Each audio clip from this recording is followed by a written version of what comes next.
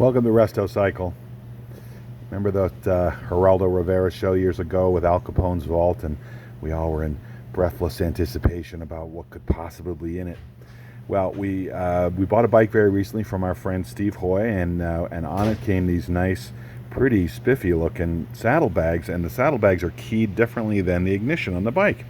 And so Steve never did get into them. He didn't own the bike for a super long time, and he just never dug his teeth into the process. So we have no way of opening it. So Cody, with his wonderful experience in property management, acquired some lock opening skills, and so we have acquired some lock picking tools. And Dr. Miller himself has opened this lock. So anyway, this takes some cool skill, but anyway, he's already cracked this one open.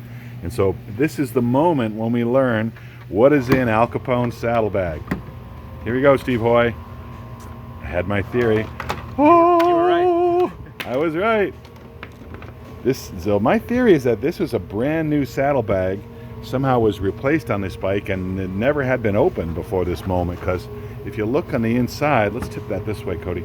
If we look on the inside, these are like the little spacers that Honda provided, and I don't even know what the heck these things do, but these were probably to sit over the hinge so you didn't pinch your stuff in the hinge.